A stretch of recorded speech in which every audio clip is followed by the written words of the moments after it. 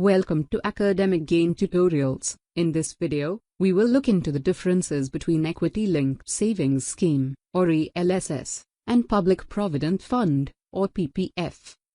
Equity-Linked Savings Scheme, or ELSS, is an open-ended equity mutual fund that not only provides tax saving but also gives an opportunity to the investor to grow money. Conversely, Public Provident Fund, or PPF, refers to a type of provident fund which can be opened by any salaried or non-salaried person to park their money so as to reduce the tax burden. So, let's look into the basic differences between Equity-Linked Savings Scheme and Public Provident Fund in a tabular form. Difference number 1. ELSS, or Equity-Linked Savings Scheme, is an equity mutual fund in which the investor can invest a specified sum either in the lump sum or in SIP for a fixed term. On the other extreme, Public Provident Fund, or Public Provident Fund, as the name suggests, is a type of provident fund that can be opened by any person to save their money for a long term. Number 2. In Equity-Linked Savings Scheme, the investor's money is invested by the fund manager in equity shares of various companies. Conversely, in a Public Provident Fund, money is invested by the bank in government or corporate bonds or securities. Number 3. As Equity-Linked Savings Scheme is linked to market ups and downs, the risk involved is high. In contrast, as Public Provident Fund is backed by the government, the risk is comparatively lower. Number 4. The lock-in period in case of an Equity-Linked Savings Scheme is 3 years, and so the investor is not allowed to withdraw money for the stipulated term, as against, in Public Provident Fund, the amount is deposited for a fixed term of 15 years. Of these 15 years, the subscriber of the account cannot withdraw money for first 5 years, after which partial withdrawals are allowed.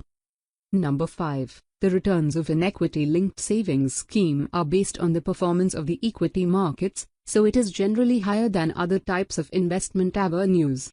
Unlike Public Provident Fund, returns are usually fixed by the central government during the budget. Number 6. The minimum amount to be deposited in a Public Provident Fund account is 500 rupees, and the maximum amount is 1,50,000 rupees. As opposed, Equity-Linked Savings Scheme can be started with a minimum amount of 500 rupees, whereas there is no limit on the maximum amount. And, difference number 7. Equity-Linked Savings Scheme benefit can be allowed only when the investment is made in the name of the assessee. However, in case of joint holding, the first investor should be the assessee. On the contrary, in case of investment in Public Provident Fund, the Public Provident Fund account can be opened in the assessee's own name, or his or her spouse's name, or his or her child's name. After a deep discussion on the two schemes, it is quite obvious that one should go for Public Provident Fund when he or she wants to invest a large amount of money for a long period, as it is a risk-averse fund. Conversely, a person can opt to invest in Equity-Linked Savings Scheme when the amount to be invested is less and the investment is to be made for a short period. In short, your investment avenue will be based on what you expect from the investment and the amount of risk you are ready to bear. So, these are the differences between Equity-Linked Savings Scheme and Public Provident Fund. If this lecture was helpful, give it a thumbs up and subscribe to the channel. Thank you.